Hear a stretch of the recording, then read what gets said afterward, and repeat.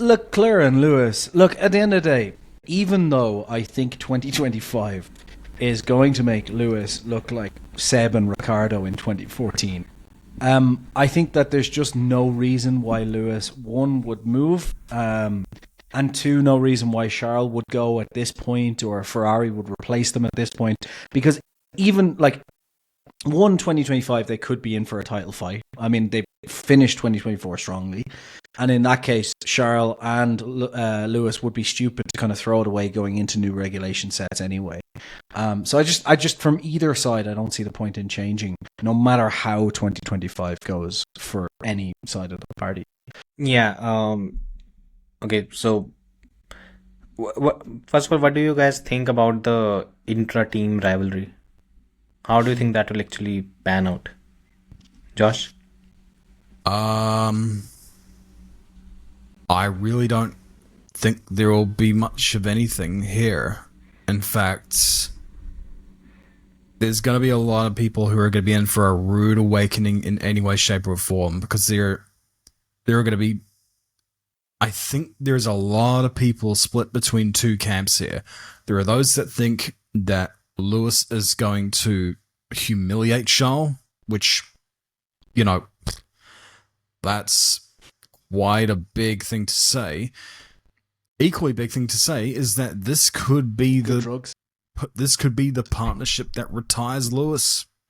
And the thing is that Lewis ain't a spring chicken anymore.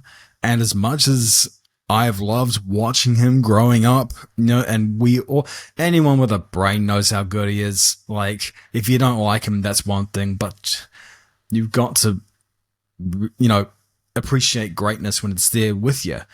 Having said that, he's not immortal. He is a human being like every other sports person in the world. Every single one of them, no matter how great they are, has their decline. And I'm not buying into some of the excuses that were dished out over the last 2-3 years now. It's like, if you need everything to be perfect to win even the teammate battle, you're going to the wrong fucking team to get that. You're going to Ferrari, a team that, you know, Mercedes fans have bitched and moaned about the strategy calls. You're going to Italy. Like, this isn't gonna get any fucking better. You know, like, you go to Italy for food, history, and the sights. You don't go there for strategic masterpieces. So they're in for a rude awakening if that's what they're expecting. And what's more, he's going to be going up against a dude who I regard as being a born-again Gilles Villeneuve, only slightly less crazy. So he's going to be up against a lot. And if not everything is to his liking, you know, it could be the thing that says, well, I don't need to do this anymore. Like, do I really need that 8th championship to prove I'm any greater? No. Like, stats are weird in Formula 1. What's more, he has been with Mercedes in some capacity since 1998. He's now going to about the most polar opposite environment you could possibly get. That is a leap, and it's not going to necessarily translate fully, and even if it did, he's not coming from a great place in Mercedes, so there's some uncomfortable truths in this Ferrari-Lewis partnership that some people will not acknowledge in the same way that people weren't acknowledging it when Seb went to Aston Martin. It's like, this will not be a fairy tale like you want it to be, but the potential is there if all the right pieces fell into place, though that's going to take a lot to happen. So here's something out of left field, considering it's 2026. 2026, Lewis will retire at the end of the year, but he will retire having won 2 races for the Scuderia. I don't know where they will be, but he will retire with 107 race wins, 7 championships, 11 million pole positions and podiums. Wait a minute. You're telling me I'd say he'll win at least 2 races this season. He'll win more than that. I mean, he is That's provided Ferrari are on top of their game. a driver of his caliber. Fanboy. Yeah, that's a big question, honestly. I mean, it could easily be zero, honestly, because Ferrari, they're changing the suspension again. Why they're reinventing the wheel, I really don't understand. But if the car is as competitive as it was last season, Lewis will win a few races. I really don't doubt that. Well, that's down to whether or not the car's going to be there or thereabouts. But in that regard, how many would Leclerc win? How many would they overall win? Like, there's a lot of unknowns going into it. This is all just guesswork. But I'm also taking, inventory of classic examples where former champions would go to teams looking for redemption, and a lot of times it crumbled, fizzled out, and died a pathetic death. It won't quite be that way with Lewis, because, it's not quite the same as Seb going to Aston Martin here, and it's freaking Lewis. But every story has a full stop on the sentence, and so it seems like the right time for Lewis. And if he can go out having won a couple of races for the Scuderia, and that's a realistic goal to have, then he's accomplished. Like, seriously, I don't really know how you can get as better a career, because no one has achieved it, than what he's done. So, taken in the stride, it's better than, him just up and leaving at the end of this year, going out like Jody Scheckter, where you win the World Championship one year and then you can't qualify the car the next year. So, yeah. It's a big, bold claim, but to be honest with you, when it comes to this whole scenario, like, any prediction is way out there when you think about it. Everything's going to draw the ire of people. Precisely. I am just a couple of things on Ferrari. There's a couple of facts here as well about Ferrari, which is, one, when you're a rich man in your 40s, you only go to Italy for one thing, and that's to retire. So let's just put that out there. The second thing is that Ferrari have killed a lot of hopes of world champions over the past 15, 20 years. And the final thing on it is, Ferrari are very short-term in their thinking a lot of the times, and there's one thing that Ferrari have constantly built on, and that's momentum. And I think that's going to work against Hamilton at the moment, because he has a lot to deal with coming into Ferrari. He has a lot to build on coming into Ferrari. And we know that over the course of his career, he has constantly had kind of slow starts to things, built up and so on.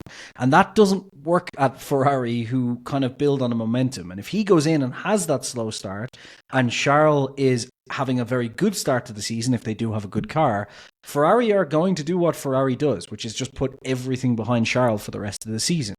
And look, I think Josh touched on one thing there, which is, and I agree with it, the simple fact is George has been the better driver over the last 3 years, and whether that's George coming up or whether that's Lewis coming down, he's going to have to go into Ferrari and give it everything to even have a chance at beating Charles over the next couple of years. And do I think he'll have a couple of wins in Ferrari? Absolutely. I think Ferrari or Lewis still has high peaks, and Ferrari seems to be doing well. So in 2025 he could get there. But I don't think this is going to be. I think this will be a nice ending to his career, but I think it's going to be anything but a fairy tale ending, honestly. So that's your bold view, and I'm kind of going on a different level when it comes to bold in that case. You've already talked about Norris and Hamilton. What we've learned is you are still a colonist. Jeez, no. Anyways, so in my view, I think the 2026 Ferrari lineup is going to be Charles Leclerc and Ollie Bearman. One season? You think it's going to be one season? Yeah, so the problem is what 2024 showed us was that a lot of times what happened was Mercedes was the sole fourth fastest car, and what that meant was the gap between Lewis and George in terms of qualifying, it wasn't much. And more often than not, the two used to converge. What's going to happen in races in 2025 is, if Lewis does not get on top of qualifying, the problem is he has the best qualifier in the other car, and the gap is going to be there. Once that gap is there, and Ferrari is going to, again, I'm assuming, unless Ferrari fucks things up every time, I'm assuming Ferrari, McLaren, they're probably going to be at the front, and hopefully Red Bull and Mercedes will be nearby. When that's the case, it just might be the case that while Charles is at the front, he's contesting for wins and podiums and everything, Lewis might fall back. And there might be a scenario in the season, as the season progresses, where Lewis has to play the number 2 driver role. He has to be the supporting cast. Whether he does it voluntarily or he's pushed to. The thing is, for someone who's been the alpha for 17 years now? 17, 18 years. He's not there to do that role. And at some point, I mean, even in his interviews, he's said that self-doubt does creep in, and it's been 3 years since he's competed for a title. I just think that basically this season will be a confirmation for what happened in 2024. And once that happens, I think he'll just back up. He doesn't need the money. He has, I mean, we know he has a lot of it. He's basically buying KTM apparently. Once you have that kind of money, it's just, what's the point? You're just ruining your legacy. And I don't think he wants to be a sidekick at Ferrari. That's probably the worst place to be that. And I think after 2025, probably by the end of the season, he's going to call it a day. And once he does, Ferrari ideally would want to scramble for Carlos, because Carlos ended the partnership on a pretty nice terms. But Carlos will be occupied somewhere else. So what is going to happen is Ferrari is going to pick the young driver after Charles Leclerc, one of the brighter talents, and slot Ollie Behrman in the second seat. It's 100% going to be wrong. Lewis is not going anywhere. But it's fun to think about it, you know. Anything else on Ferrari before we move on to Williams? Yes. Yeah, well, I mean, I agree with what you said about the bear going in, like replacing Lewis. Like, everything points toward that happening. He is, the guy that they brought up. There's no one in the Ferrari driver academy right now in the immediate ranks who can take that place. Like, I mean, you talk about potentially going back to Carlos. I think the problem I've always had with Carlos being in Ferrari was that he adopted, rightfully so, the whole, it's a dog-eat-dog world. It's the right mentality to have. But when he was, considering the fact that he was never always, and most of the time he was never on Charles's level, it would create awkward scenarios where it's just like, if Charles had a dungeon bitch, let's say Italian Jesus, who I thought they should have hired in the first place, in which case you can whip that boy and, go back to the good old Ferrari days where it was run like a damn dictatorship. Then you would have had no problem about a certain Ferrari being up the front. But you had awkward scenarios where Carlos was meddling and he would get his results, rightly so. I'm not saying this is wrong. I'm just saying it made things awkward for Ferrari. Would you get that with the Bear? Maybe. It's not a certainty, but you can judge how he does in his 2 years at Haas. You would get that with Carlos. At the same time, they're pretty harmonious in their relationships, and you can guarantee that if one of them wasn't performing, the other one certainly would. So there's that push and pull. Do you want to go for the future, or do you want to go with a proven quantity in, arguably, a lineup which has been downgraded somehow by bringing in Lewis? It's blasphemy to say that, but Ferrari did not need to use that lineup. So, yeah, it's this whole. We say that all the time. By the way, it's nice to hear you say that as well. It's just such an awkward thing to talk about. I mean, like, there's going to be people who are going to take this the wrong way.